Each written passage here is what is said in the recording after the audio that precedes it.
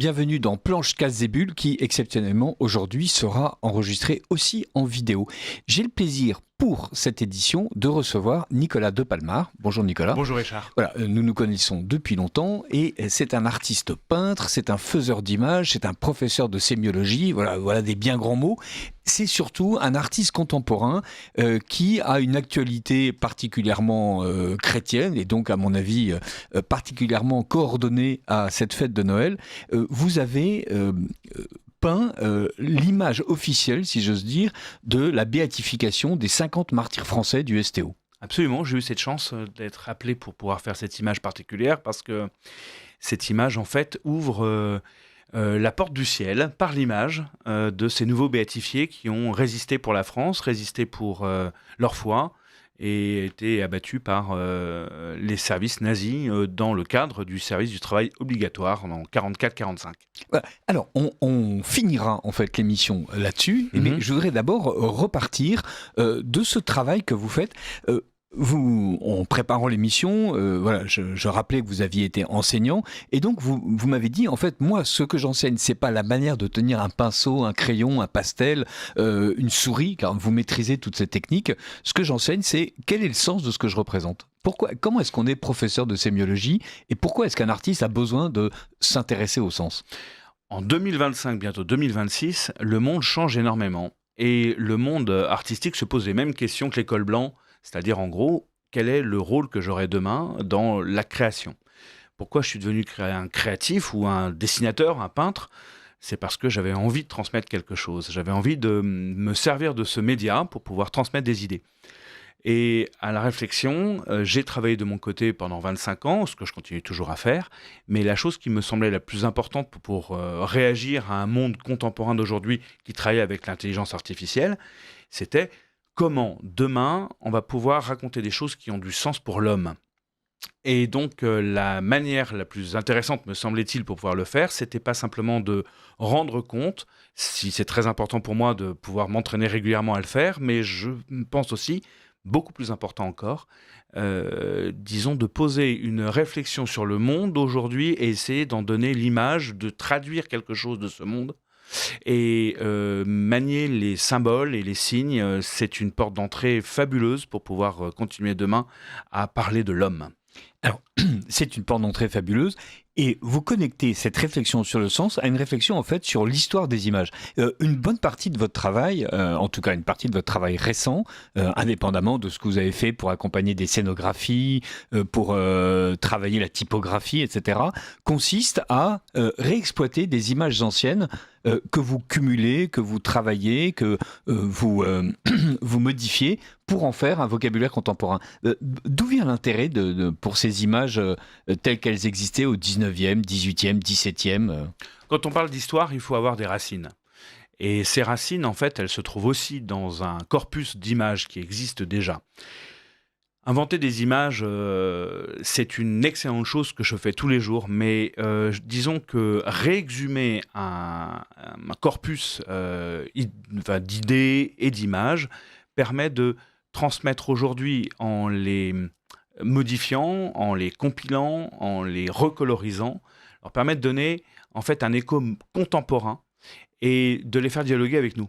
Quand on parle d'histoire, il faut aller chercher des sources. Et ma manière de travailler est celle d'un artiste plasticien, et donc en fait je vais chercher les sources là où elles sont pour moi, c'est-à-dire des images le plus juste possible, c'est-à-dire en gros par des gens qui les ont vécues à l'époque. Et quand on parle d'histoire du 19e siècle, quand on parle, là j'ai travaillé sur des notions de bataille, j'ai travaillé pour parler de grandes figures héroïques, et bien j'ai eu envie de pouvoir trouver ce que l'on en disait à l'époque, et puis les réagencer pour aujourd'hui et les rendre accessibles à nos contemporains. Alors, dans ce travail, il y a par exemple en ce moment une exposition sur Escher, le graveur hollandais, à la Monnaie de Paris, et l'une de vos dernières affiches pour le congrès Missio consistait justement à reprendre son idée d'une statue qui est comme un ruban, comme une pomme qu'on pèle, une orange, mais qui en fait dessine véritablement avec du vide cette image, et d'appliquer à cette idée d'Escher le visage du Christ. Absolument. Alors c'est très drôle parce que effectivement, je suis allé voir cette exposition la semaine dernière, donc pour aller voir les originaux, et je conseille d'aller voir cette exposition, elle est absolument Remarquable. magnifique, vraiment très belle.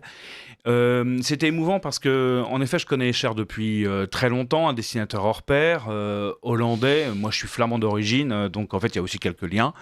Et je me suis dit que sa manière de travailler de manière, je dirais un peu dada, de transformer les images pour pouvoir révéler à travers des perspectives particulières le mode et les fonctionnements, et peut-être même, je dirais, des incongruités visuelles, me permettait de décaler le visage du Christ dans l'affiche que j'ai voulu réaliser pour le Congrès Mission en 2025, et, et décaler cette image-là pour pouvoir remettre en rapport ce que est le Christ, c'est-à-dire le chemin, la vérité et la vie.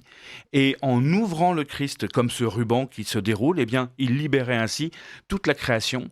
Il était à la fois un chemin sur lequel des personnages pouvaient marcher, et puis, si on prenait du recul, eh bien, on voyait qu'il libérait toute la création qui, derrière, était la merveille que le Christ révèle.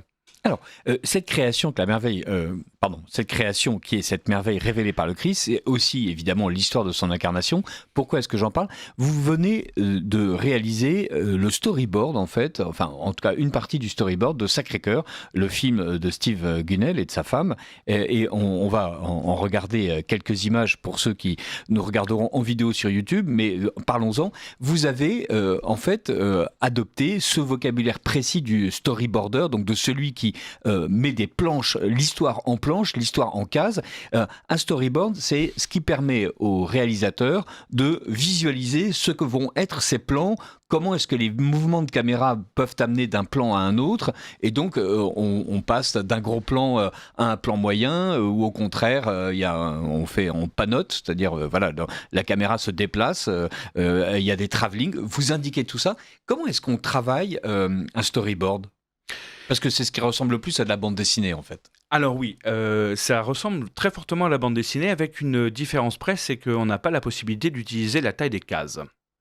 On est obligé de rester sur un format, celui du film, donc un 4/3 ou un 16:9. Voilà, c'est une case, obligatoirement, on ne peut pas bouger vraiment là-dessus, parce que finalement le film ne change pas, n'est pas protéiforme pour ce qui est du format. Mais en revanche, nous utilisons le même vocabulaire qu'un dessinateur de bande dessinée, parce qu'à côté d'un réalisateur, on travaille sur un scénario, exactement comme le fait un dessinateur avec un scénariste. Et puis, notre travail ne consiste pas à être transformé en une lecture publique, mais disons être une espèce de charte graphique pour tous les métiers qui vont concourir à la création d'un film. Donc en fait, c'est une espèce de loi qui transforme l'idée écrite en une image qui va être la matrice, le modèle de référence de tous ceux qui vont travailler, décor, l'éclairagiste, celui qui filme, même l'acteur lui-même qui généralement ne voit pas le storyboard, mais et qui, s'il a envie, peut savoir de toute façon quand l'action s'arrête et que la caméra se rapproche de lui jusqu'à être à 10 cm de son visage, il a compris qu'on allait tourner un gros plan. On a dans ce film, Sacré-Cœur, il y a toutes les séquences où c'est le Christ qui est en scène, mais il y a aussi les séquences de la guerre de 14-18, la guerre qui fait aussi partie de vos inspirations, en quelque sorte. Comment est-ce que Steven Gunnell vous a choisi, et comment est-ce que vous avez abordé ce travail en noir et blanc, alors à la plume, ou avec des images préexistantes que vous avez réagencées? Comment avez-vous fait ? Alors, je vais répondre plusieurs choses. D'abord, Steven, on se connaît depuis assez longtemps, on a travaillé sur beaucoup de projets ensemble, et en fait, c'est l'avantage de pouvoir se connaître, parce que de cette manière-là, on traduit mieux. On n'a pas besoin de dire beaucoup de choses, un seul geste, disons une posture physique permet de saisir s'il accepte ou pas, ou si je traduis correctement ou pas son idée. Parce que c'est lui, en fait, le scénariste, c'est lui qui produit, c'est lui qui fait cette image-là. Ensuite, pour ce qui est des scènes qui sont dessinées, c'est exactement comme tous les autres travaux graphiques que je réalise depuis quelques années. J'ai une bonne recherche iconographique. Mon projet est toujours de de choisir l'image la plus juste. Je ne fais pas de polémique, je ne fais pas mon rôle à moi, ce n'est pas de faire de l'histoire orientée, mais le plus possible de répondre à une demande de manière servile, quasiment, je dirais, qui permet en fait de donner mon talent pour que ça rende visible le propos de l'artiste qui veut filmer. Les scènes de guerre particulièrement sont documentées à travers justement de dessinateurs de bande dessinée que j'aime beaucoup, Jacques Tardy par exemple, mais pas que lui.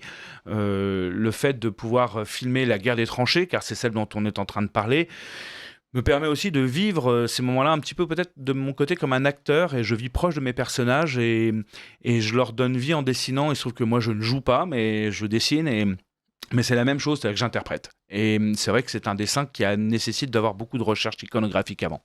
Alors, vous interprétez, c'est amusant, c'est exactement comme ça que Hergé et Jacob dessinaient aussi. Ils prenaient la pose avec un assistant qui les croquait, ou ils demandaient à quelqu'un de prendre la pose. Ils s'étudiaient dans le miroir. Donc voilà, eux-mêmes vivaient ces aventures.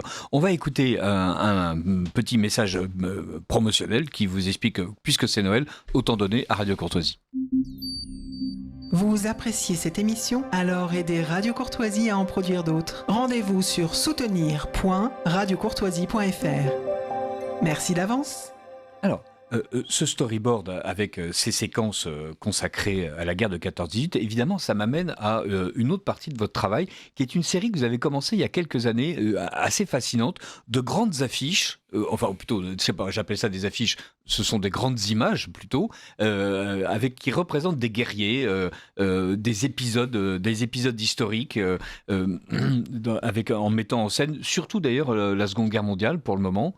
Voilà, mais avec d'autres, il y a aussi un épisode sur le Sahara, voilà, où on est moins directement hanté sur la Seconde Guerre mondiale. Comment est-ce que vous travaillez ces images? Comment est-ce que vous concevez ces grandes compositions? Alors, ces compositions-là font partie d'une série qui s'appelle la série rétro-futuriste. Voilà, c'est un thème un peu classique dans lequel, effectivement, je mets en scène toujours un héros face à le risque de la mort qu'il a rencontré. Et je suis fasciné pas par la mort, mais je suis fasciné par le don de soi. Je suis fasciné par le fait que l'on puisse être dépassé par une cause plus importante que la sienne, c'est-à-dire de sa propre existence. Comment on peut remettre en cause le fait de vivre confortablement par quelque chose de plus grand que soi. Et en fait, c'est une réflexion que j'ai entamée, un peu plus longue effectivement que la guerre de 39-45, mais néanmoins 80 ans d'histoire. J'ai commencé effectivement à partir de la mort de Charles de Foucault. Voilà, ça, c'est l'affiche Sahara français. Voilà, exactement, dans lequel effectivement j'essaie de composer ce qui a été le plus important pour moi. Là, c'est sa rencontre avec le général Lapérine, qui est un grand aviateur. Enfin, en tout cas, c'est un grand général qui est mort dans le désert au bout de, je sais pas, de 14 fois qu'il a traversé le Sahara. Voilà, il a eu un accident. Et c'était une grande amitié avec Charles de Foucault. Ils se sont rencontrés quand Charles de Foucault était officier. Et puis, Charles de Foucault, lui aussi, va mourir en 18 parce qu'effectivement, il correspondait à un point d'ancrage très français dans le Sahara, et que dans cette guerre avec l'Allemagne, lui-même était un point d'ancrage très important de résistance qu'il fallait que les Allemands fassent sauter. Donc, en fait, il a été exécuté pour ça, et ça m'a intéressé beaucoup d'en parler. Que ce soit l'image de Normandie-Niemen, où on voit des avions, il y a une faucheuse au-dessus d'eux, que ce soit l'image de Sahara, il y a un soldat qui en fait est un squelette. Voilà, vous représentez la mort sous ses attributs les plus classiques, les plus antiques. Voilà, la mort, c'est un squelette animé, voilà, qui prend part, encapuchonné de nuit, comme dans Normandie-Niemen, ou au contraire, voilà, qui a pris la place d'un soldat. Donc cette espèce de figure du soldat qui monte la garde éternellement, qui est d'une certaine manière assez aimable. Comment est-ce que les militaires perçoivent la représentation de la mort sur ces affiches, ces grandes compositions qui sont d'une certaine manière des hommages à leur métier? Alors, c'est un hommage à leur métier, c'était vraiment ce que je voulais faire. Souviens-toi que tu vas mourir, voilà, c'est très important de s'en souvenir. C'est une vanité, en fait, tout simplement. C'est un thème récurrent dans l'histoire de l'art. Mais il m'a semblé, de mon côté, que c'était une bonne manière de représenter le courage qui avait poussé ces hommes à donner leur vie pour la patrie. De mon côté, je suis un civil et j'ai pas perçu directement qu'effectivement, ce n'était pas l'axe prioritaire qui était donné par les militaires pour pouvoir parler de leur métier. Il y a une très belle représentation à Paris, dans le jardin André Citroën, dans lequel on voit une sculpture avec des soldats qui portent un cercueil vide. Et en fait, c'est ça qui m'a fait comprendre en fait que la mort était certes présente, mais que c'était pas ça qu'il fallait mettre en avant. Ce qu'il fallait mettre en avant, c'était quelque chose euh, du don et de la discipline, mais que leur rappeler en permanence que derrière, ils pourraient finir en squelette, c'est pas une très bonne idée. Alors, et ce qui fait que vous avez produit une autre image, là, dans un style qui m'enchante, puisque à chaque fois, vos images, la typographie se mélange aux images. Ces images, on a l'impression que ce sont des gravures 19e que vous avez retravaillées. Vous appliquez de la couleur, donc il y a un travail informatique considérable pour aboutir, somme toute, à quelque chose d'assez classique. On n'est pas dans... c'est rétro-futuriste parce qu'on n'a pas l'impression, dans le cyberpunk, vous n'êtes pas en train d'exhiber le pixel. Au contraire, je veux dire, il est entièrement présent, mais il est caché. Et ça, c'est une grande composition avec une victoire, hyper classique. Une femme ailée, au regard altier, au port altier, pardon, au regard fixe, en train de brandir une couronne de laurier, et donc dans des tons bleu, blanc, rouge. Et autour d'elle, c'est une grande nuée de soldats, depuis du Moyen-Âge jusqu'à aujourd'hui, qui s'enroulent comme si les vapeurs de la gloire étaient constituées de tous ces corps tombés au service de la France. On ne peut pas mieux résumer que cela. Ce thème, c'était victoire au pluriel. L'idée, ça a été présenté au Salon de l'Armée. Cette composition a reçu un prix, prix spécial du jury d'œuvres sur papier. C'est un dessin qui fait écho au travail de détail, par exemple pour la gloire, que l'on peut retrouver au Panthéon. C'est un travail Détail, Édouard Détail. Édouard Détail, absolument, le peintre de l'armée si connu, qui glorifie les armées françaises. Je suis toujours impressionné par le travail exceptionnel de ces peintres qu'on pourrait appeler des peintres d'histoire ou des peintres de bataille. De mon côté, j'ai voulu rendre hommage à effectivement cette longue cohorte des soldats de France. Et je dis bien des soldats de France parce que encore plus loin que le Moyen-Âge, on va descendre jusqu'aux Gaulois et on va arriver jusqu'à des petits drones. Et si on regarde bien la nuée qui tourne autour de cette Athéna Niké, cette déesse de la victoire, eh bien, ce sont des âmes qui sont emportées par les Valkyries, voilà, dans le ciel. Parfait. Ça m'a fait aussi penser, vous me pardonnerez, à Porco Rosso, ce admirable dessin animé japonais. Et à un moment donné, donc ce pilote italien, dont pour des raisons qui n'appartiennent qu'un réalisateur, est en fait devenu un cochon dans le ciel, croise tous les aviateurs morts qui, dans une longue théorie, là aussi en spirale, sont en train de cercler pour l'éternité dans le ciel. Cette imagerie, c'est une imagerie ancienne que vous mettez au goût du jour et qui a évidemment attiré l'attention d'autres personnes, notamment, on en parlait tout au début de l'émission, celle des évêques français, qui vous ont sollicité pour mettre en scène l'image des 50 martyrs du STO, donc qui ont été béatifiés récemment. Comment s'est produite cette rencontre ? Alors c'est une rencontre qui est un long tissage de confiance entre la direction de la communication du diocèse de Paris et moi. On m'avait proposé de réaliser de la communication visuelle à travers mon dessin de béatification et de sanctification, par exemple des martyrs de la commune ou éventuellement des martyrs de Compiègne, les sœurs de Compiègne. Et puis parce qu'effectivement il y a une très belle recherche commune avec ce commanditaire. Ils m'ont fait confiance et m'ont demandé de réaliser une image particulière très importante qui est celle qui a été dévoilée lors de la cérémonie de béatification des 50 martyrs du STO. Et ça, en fait, cette image, bien sûr, on est venu chercher un style de dessin, une recherche contemporaine, mais c'est surtout le travail qui a été réalisé ensemble avec le commanditaire dans une parfaite confiance dans lequel effectivement j'ai pu exprimer ce qu'il voulait transmettre du STO.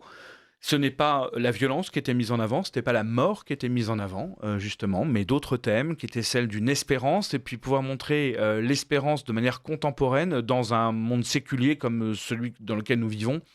eh bien, en fait, il fallait pouvoir dessiner beaucoup de personnages dans la situation dans laquelle ils étaient, dans leur état, hein, que ce soit des laïcs ou des prêtres ou des religieux, dans l'habit de l'époque, et des gens qui, comme nous, simples, eh bien, ont pu donner ou retrouver en eux assez de courage pour donner leur vie, et pour donner leur vie à la fois pour leur patrie et à la fois pour Jésus, pour lequel eh bien, ils n'ont jamais dit non et ils ont dit oui jusqu'à la mort. Alors, et cette image est composée autour d'une croix qui est un axe central. Une croix d'ailleurs que vous décalez, c'est-à-dire elle n'est pas de face, donc ce qui donne un véritable dynamisme puisque voilà comment dire, on se retrouve avec un bras, le bras horizontal donc est en fait oblique. Et là aussi, autour de cette croix monte la théorie des 50 martyrs.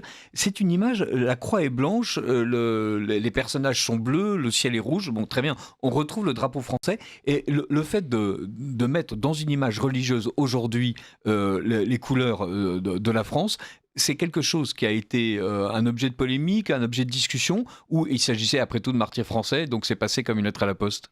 Non, en fait, c'est pas véritablement cette fois-ci les couleurs du drapeau national de notre pays aujourd'hui, mais plutôt le fait de pouvoir imaginer qu'on peut faire naître à l'ombre de la croix des martyrs qui, comme nous, protégés ou attirés par la croix, nous protègent d'un soleil très puissant. En fait, on voit une grande pastille de la lumière vers lequel vont ces martyrs, et nous tournons, nous comme des spectateurs, appelés nous aussi à prendre notre part, à les suivre peut-être dans cette longue cohorte de béatifiés, et de tourner à l'ombre de cette croix dans le bleu froid. C'est plutôt la question que j'avais, qui était plutôt montrer l'ombre et le froid à travers le bleu, et dans une chaleur de la béatification et du Seigneur qui les accueille. En fait, c'est brûlant la lumière. On peut pas regarder un soleil de face, on peut pas regarder peut-être Dieu en face, j'en sais rien. Heureusement, je ne suis pas encore il le arrivé. déconseille à Moïse, en tout cas. Il le déconseille en tout cas à Moïse, et c'est la raison pour laquelle, effectivement, le Seigneur, dans sa grande sagesse, nous a offert le chemin de la croix. Et oui, effectivement, le chemin de la croix pourrait être celui de la crucifixion, quelque chose de dur, quelque chose d'une ultra-violence, mais c'est aussi celle qui nous protège de cette lumière directe. Et donc, en fait, il faut reconnaître qu'à travers l'humilité de ces gens, nous sommes accompagnés à vivre cette humilité derrière l'ombre de la croix. Ok. Dans cette image donc, qui a été dévoilée voilà, dans la cathédrale Notre-Dame de Paris, si jamais les gens de Radio Courtoisie veulent aller regarder sur KTO, il y a un joli reportage où on voit le dévoilement de cette image, d'ailleurs qui a provoqué d'emblée une adhésion totale.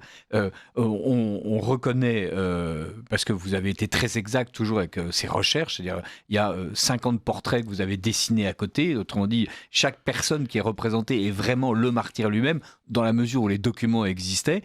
Vous avez, une fois plus, mêlé voilà, une science digitale, somme toute assez contemporaine, avec une composition de l'image qui, elle, vraiment fait penser à du Gustave Doré, vraiment à ces grands peintres symbolistes, enfin en partie symbolistes pour Gustave Doré, qui n'était pas que symboliste au sens où ce que l'histoire de l'art attache à ce mot-là, mais donc qui savait manier les symboles, et tout ça pour produire une image actuelle, donc qui va vivre aussi dans les missels des fidèles, puisque donc elle a été distribuée en petits exemplaires. Vous m'avez offert le mien tout à l'heure, merci beaucoup Nicolas. Et est-ce qu'on peut retrouver l'ensemble de vos travaux facilement sur Internet? Est-ce qu'on peut acheter cette magnifique composition sur Normandie-Niémen? Alors oui, je vous remercie beaucoup. En fait, les cordonniers sont les plus mal chaussés, hein. Donc en fait, j'ai un site internet jamais mis à jour, mais en revanche, je suis actif sur les réseaux sociaux. Donc en fait, j'ai une porte d'entrée qui est plutôt Instagram, et puis ensuite après, je décline sur LinkedIn ou je décline sur Facebook. Et là, vous retrouvez régulièrement une actualité graphique que je mets en avant, parce que je trouve que c'est important aussi de pouvoir distribuer des images qui ont du sens, pas spécialement pour le plaisir seulement de vos yeux, mais aussi parce que c'est aussi une actualité que j'ai avec des expositions. Donc j'ai déjà exposé les différents tableaux dont on parlait tout à l'heure, plutôt historiques. J'ai exposé aux Invalides, et j'exposerai bientôt avec les peintres de la Marine au salon de la Marine au Trocadéro en mai. Ce sont des compositions qu'on peut effectivement acheter, mais c'est vrai que je travaille de manière plus traditionnelle là pour le coup, avec une rencontre du public que j'aime beaucoup faire lors de mes expos. Elles peuvent être à Paris ou en Bretagne où j'ai aussi un pied-à-terre. Juste l'adresse de votre compte Instagram. C'est Palmar, P-A-L-M-A-R, peintre.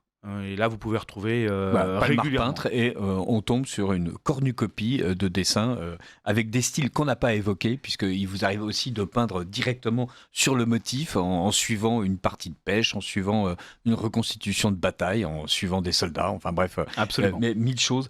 Nicolas de Palmar, merci beaucoup d'avoir témoigné d'une part de votre métier, d'autre part de cette intelligence de l'image, et surtout, évidemment, on est une fois de plus sur Radio Courtoisie, et on est en pleine période de Noël, d'avoir témoigné, malgré une Valkyrie ou deux, du sens de votre foi, qui visiblement constitue votre épine dorsale. Absolument. Et je vous souhaite un très joyeux Noël en tout cas. Merci beaucoup Nicolas de Palmar, et évidemment à tous les auditeurs de Radio Courtoisie, un saint et joyeux Noël.